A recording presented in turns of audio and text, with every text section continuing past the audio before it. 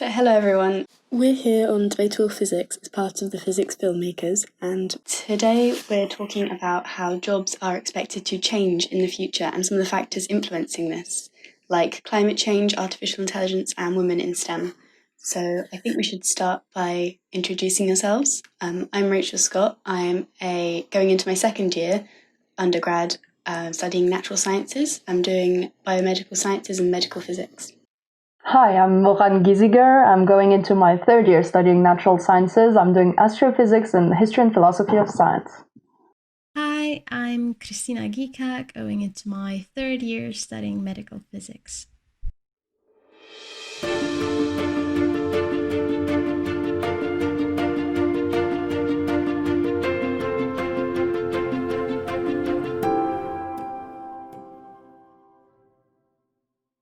I thought we should start by taking a look at how technology has influenced jobs in the past, and then see how we can apply this to how we expect jobs to change in the future.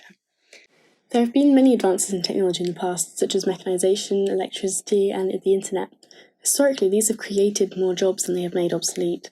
The internet created 2.4 jobs for every one lost. I think the problem is that new technology can be intimidating and seem inaccessible, especially to older generations that aren't used to it. How have you guys noticed the way technology has changed over the course of your life and influenced people you know?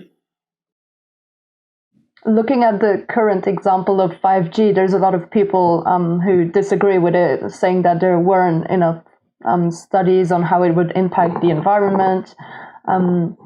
This is another example of a technology that isn't well received by everyone, and we still have to see how this is going to play out. Yeah, I think it's really interesting. New technologies haven't always been tested so thoroughly before they're put into widespread use. Just thinking of X-rays, they were put into clinical use just months, maybe 6 months after they were discovered, and there were a lot of unnecessary deaths from early radiographers because of the unknown side effects. So yeah, it's really important to make sure people are comfortable and confident in new technology, and there are so many more safety tests and checks in place now. There's no point developing things if no one's happy to use them. So at the moment, there isn't a huge amount of automation in jobs. Currently, we can see that we only have the technology available to automate about 5% of jobs as an estimate. And this is going relatively slowly because it depends on the cost of development and that cost compared to the cost of labour. Do you think that automation is something a lot of people are concerned about? Because human labor is often more expensive than a machine, because people get sick, so you have to give them sick pay and things like that. Whereas a machine, if you do the regular maintenance, that's just normal for that machine. It shouldn't break or anything, and should keep doing the task it's made for. So the cost of labor can be higher than that of the technology. Yeah, I think this is the general path we expect, technology to replace human labour where it is cheaper. Also, where human labour is cheaper, it can be at the expense of people working. So there is this fear of technology and the hope that it can get rid of monotonous and unsafe jobs. What do you think public opinion is of this? So, as we said, one of the many benefits of automation is reducing manual labor costs. But I think some people fear of the high initial cost, and the investment in automation has been put on hold in many cases. There are hard activities to automate with currently available technologies, especially those that involve managing and working with people, or that involve decision making, planning, and creative work. Machines and computers do an excellent job with very well defined activities, like predictable physical work. But humans are still needed to determine the proper goals, interpret results, and provide solutions. Like, in my opinion, two sectors that have relatively low technical potential for automation are healthcare and education. I think some sectors will be unlikely to be replaced anytime soon, but I suppose, surprisingly for me on the subject of healthcare, computers can now recognise tumours in diagnostic images better than doctors, or with fewer false negatives, which isn't something I expected, but makes sense as it's essentially pattern recognition. But I think that demonstrates how efficiency of jobs can be improved without being entirely replaced. So, like you said, there is the potential for a change in the type of skills required in the future, which means there needs to be new and different training to provide these skills to people who are in jobs susceptible to automation. Maybe the training is where people have an issue, because if we look at the US, where degrees are very expensive, not everyone can afford them, and then this leads to other issues like diversity in STEM subjects that we're going to address later. So the cost of getting those new skills, if it's not paid by the company that you already work in, or if you're a young person who can't afford getting into this sector, it's going to be very difficult. I read a study that said most would prefer to be educated by an employer rather than a university, but that employers are predicted to prioritise retraining key roles and turning to external contractors rather than training those most at risk of job loss. Because a lot of the repetitive, routine-like jobs are eliminated from the system and replaced by technology, and because the newer jobs require a diversity of skills and knowledge, I don't think a lot of people will have access to this kind of industry. There are still many marginalized places in the world where people barely have access to higher education or even education in general. And so these people might suffer because they won't have as many opportunities as they had before. So even though the economy won't be affected that much, our lives are inevitably gonna change. Building on that, if they turn to contractors and other types of consultants and people like that, those would be the, as we said, the people with degrees or with the skills, and probably the ones who were able to afford this. So this, again, raises the issue of diversity. So overall, there is an expected increase in high-skilled jobs relating to advances in technology. But with the changing skill demand, there needs to be a consideration of who can access these jobs and ensuring the workforce is properly trained for them. There are loads of factors which are going to affect jobs in the future. One which we haven't mentioned so far is climate change. Yeah, now we can look at whether climate change is a problem that can be addressed with new technologies, and again, looking at the skills that workers will need, for example, the renewable energies and smart systems. So what do you think will be the influence of those technologies?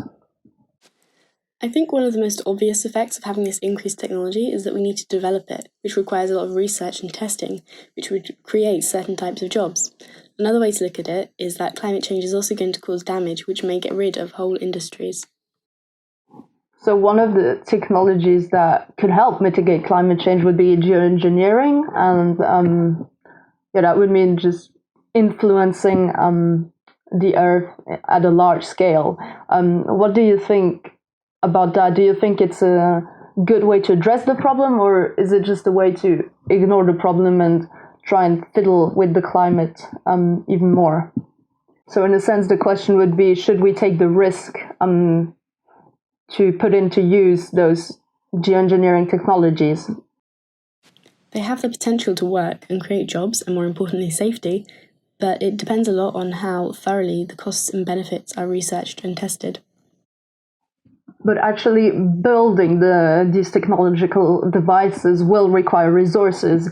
So I think another question is whether we're willing to consume those resources and the energy required to build them. So are they efficient enough for us to want to use them? Because even things like hydrogen cars and for now even electric cars, they aren't that great. For example, the electric cars, they require obviously lithium for the batteries, and this element isn't the easiest to extract. So is this a price we're willing to pay again? I think it's a really good point. You would hope that the cost and benefit analysis will be carefully considered.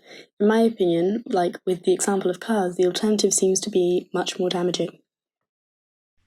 I think that interventions at large scale might run a greater risk, and in a way, they can reduce the public pressure regarding emission reduction and other kind of work they have to do in order to preserve as much as possible the well-being of our planet.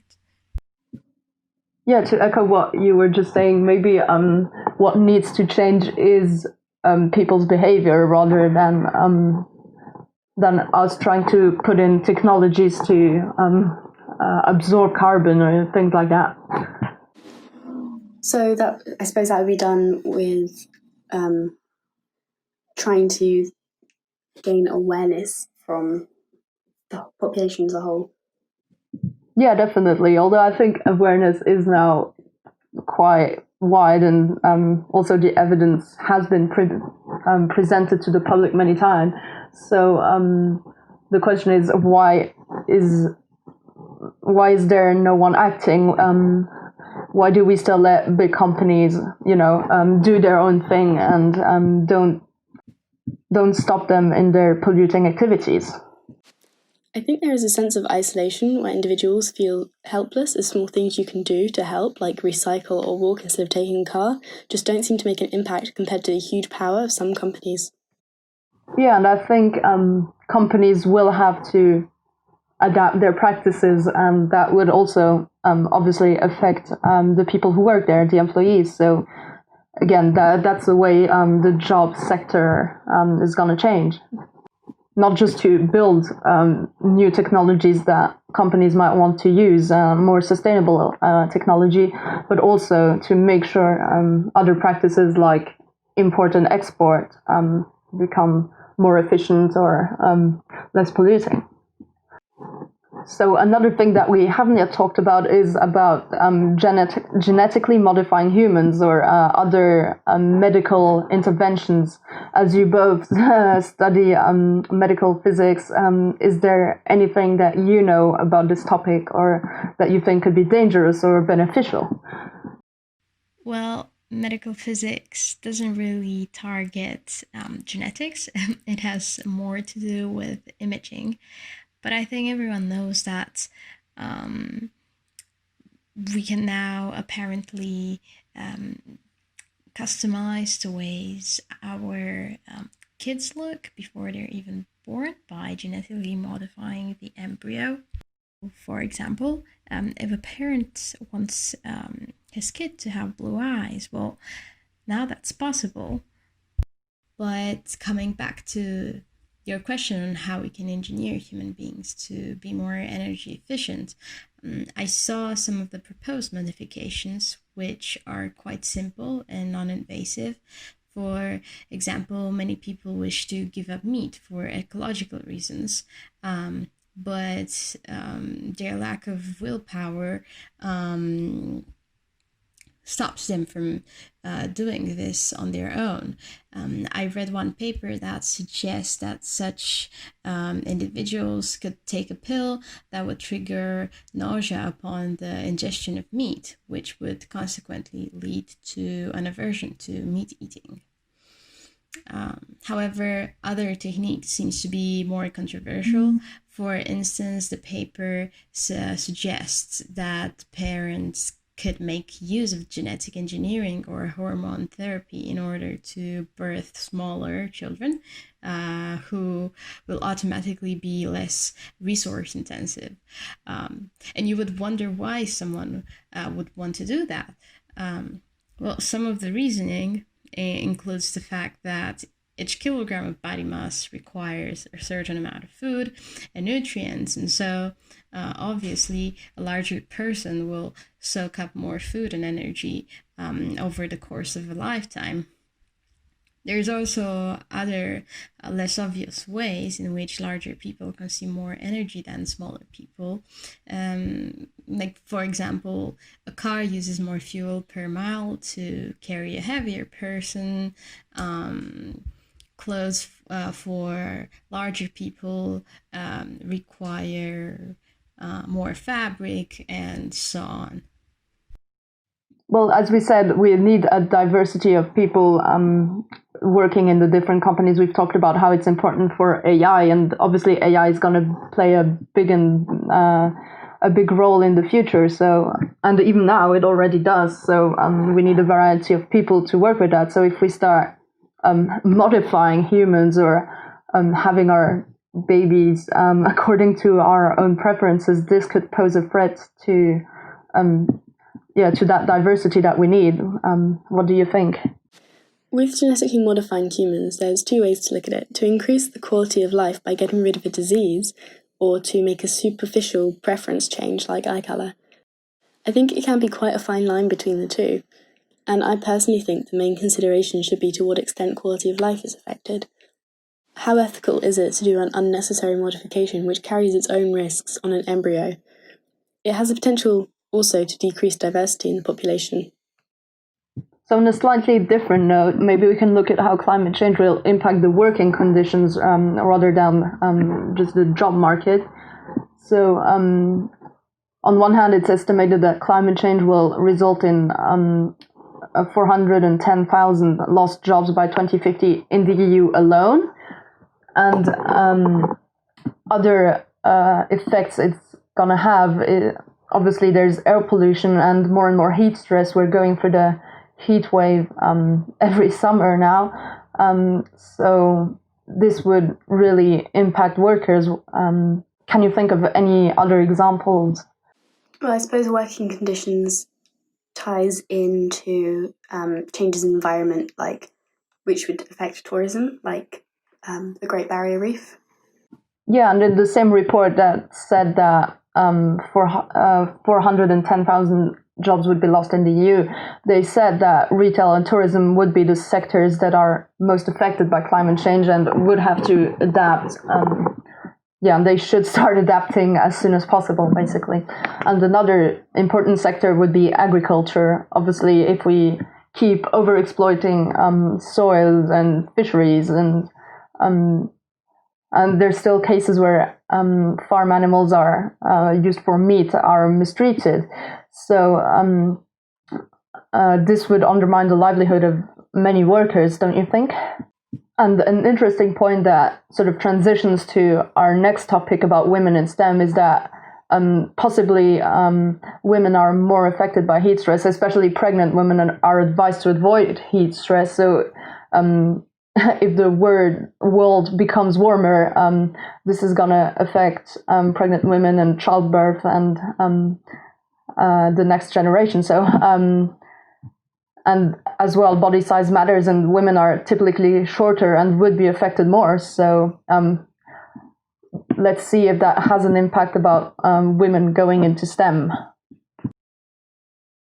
Maybe now we can draw our attention on how women in STEM are going to influence the way jobs are changing in the future. So I should begin by asking, what do you think when you think of great scientists? Any big names that come to your mind? I'd say most of them are men, so Einstein or names like that are obviously the first ones that come to mind. Newton, Galileo, Stephen Hawking. But maybe if we change the subject area, like how about neuroscience or psychology? Maybe we think of Freud, Jung, Brahmani Kahal. So as you said, there's definitely a trend. So what does this mean? Are women just bad at science?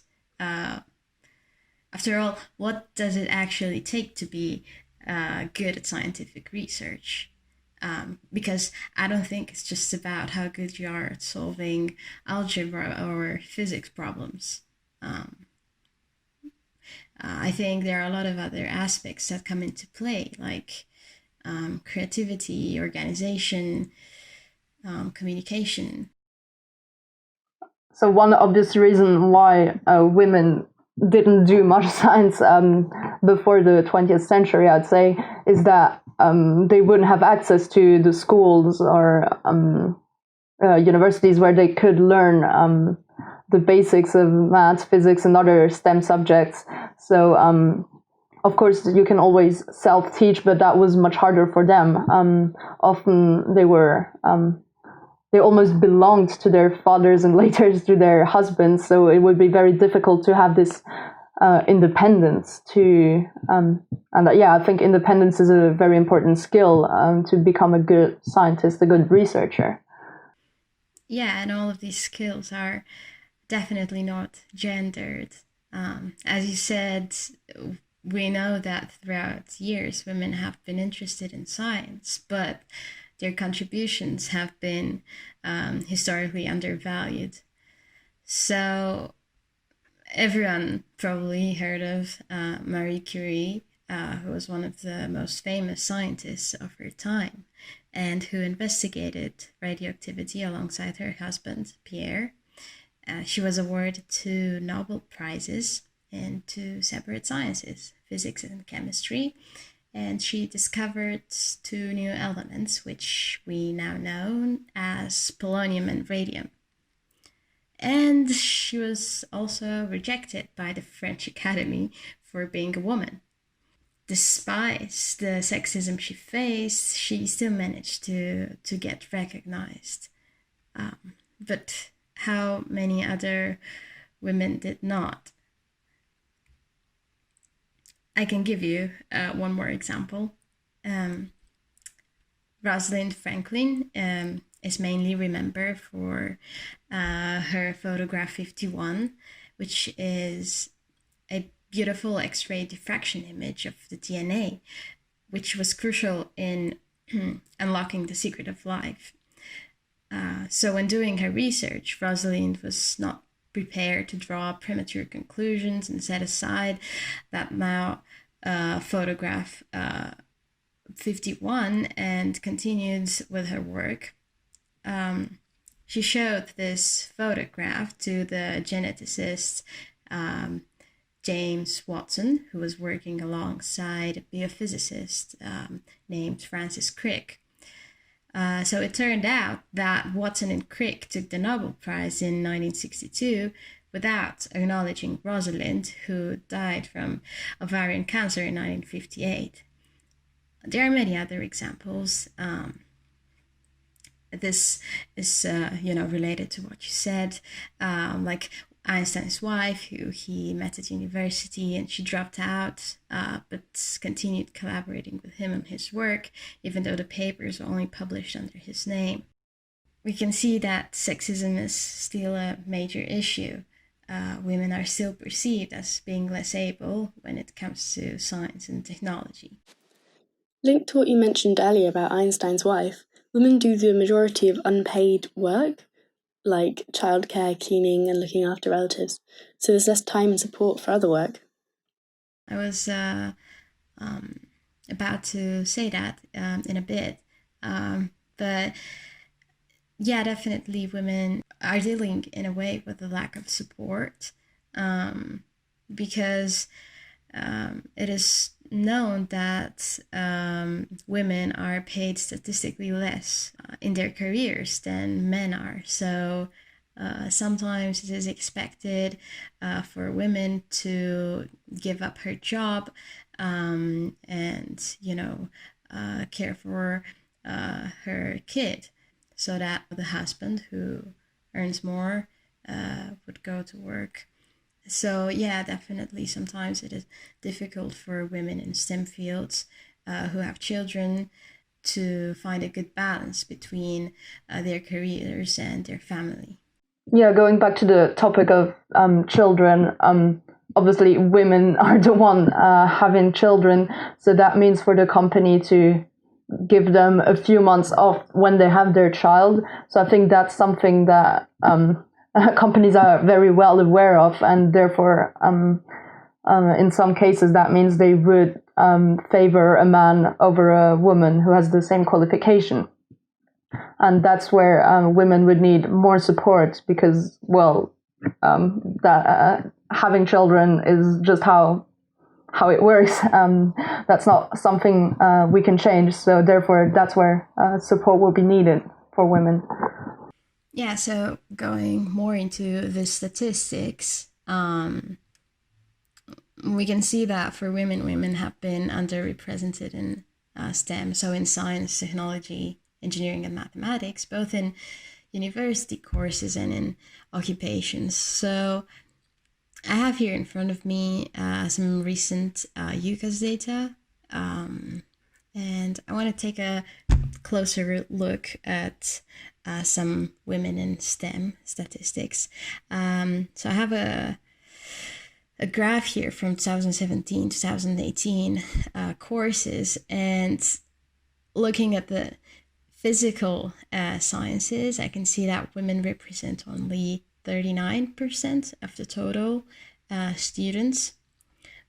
But the biggest gap I can see is actually in computer science and engineering and technology, where women represent only 19% of that.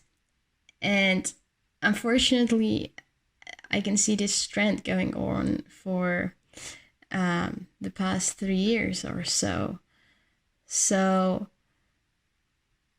looking at this, it's clear that there's still more to be done to reduce the gender gap in STEM fields. Overall, the percentage of female graduates in STEM degrees is steadily growing. However, the split is just 26%, so still very small. When we translate this figure into female STEM workplace, the women are making it up only to 22%.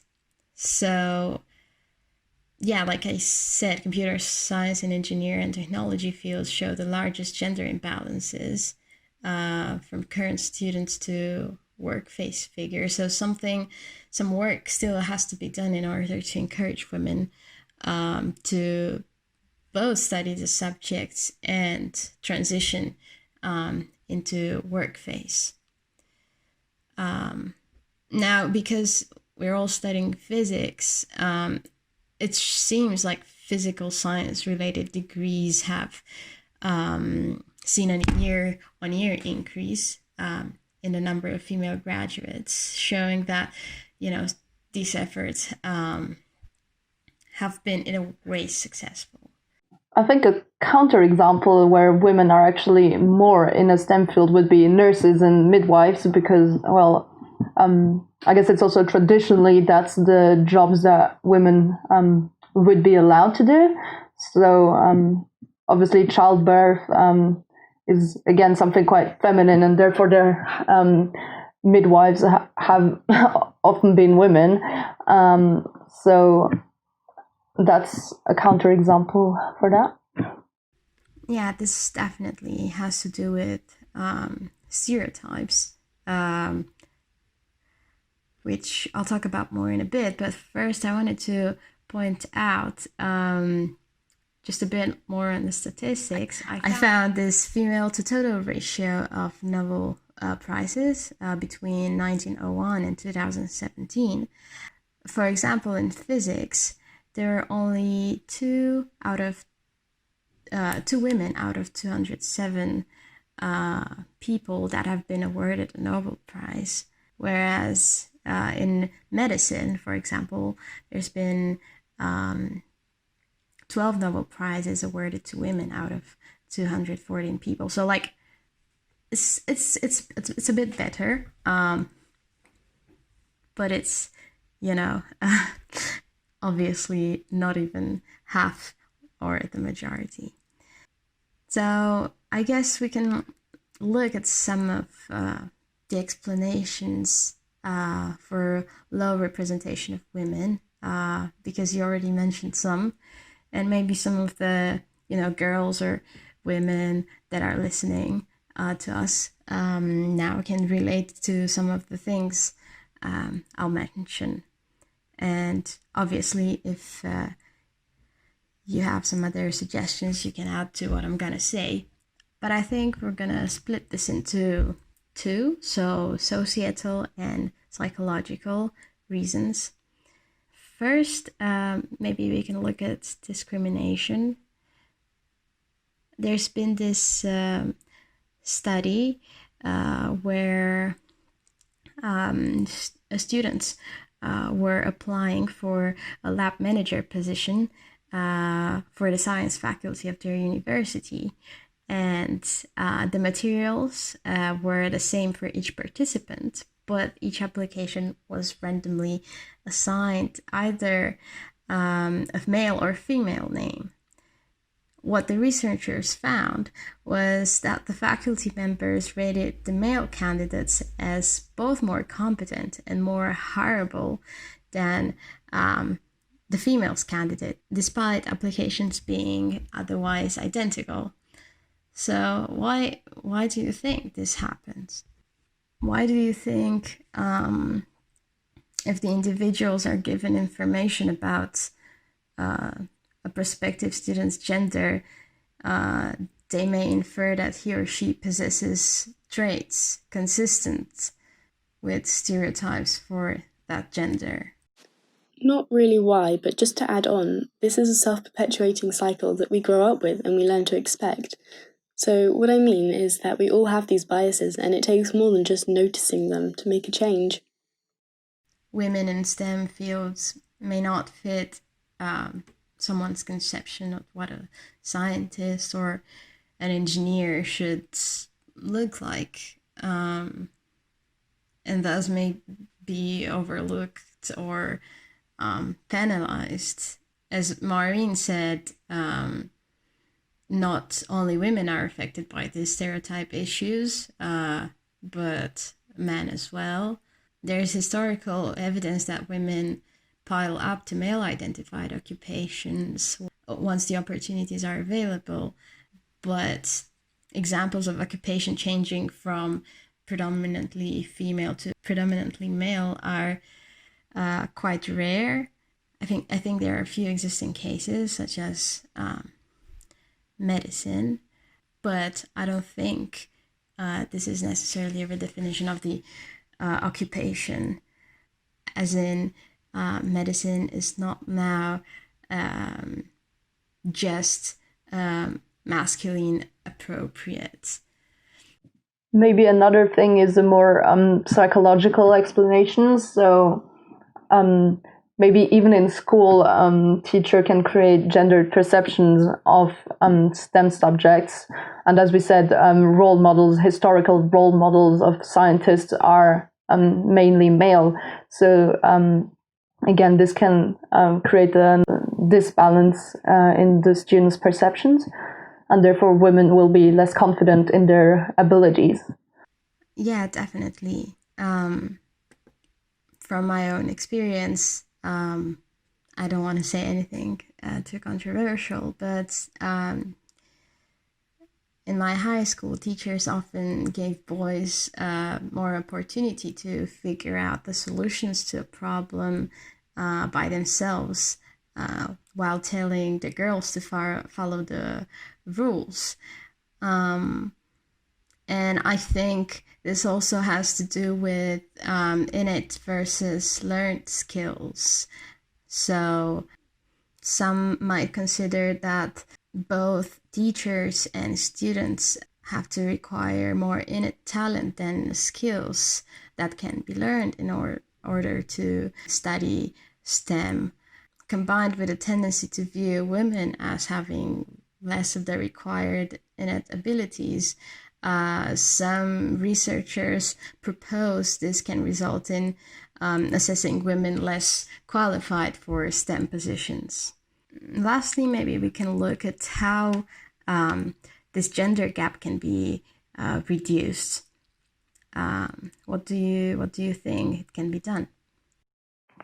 So I've once heard that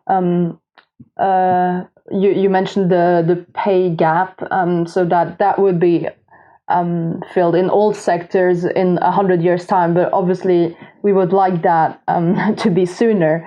So in recent years, there's been a lot of initiatives like coding clubs and things like that for girls specifically to teach them the skills that we've talked about. However, a a lot of these clubs and boot camps are aimed to primarily spark interest rather than build skills. So I'm not sure this is necessarily a long-term solution. But yeah, definitely the problems of intimidation and harassment should be addressed.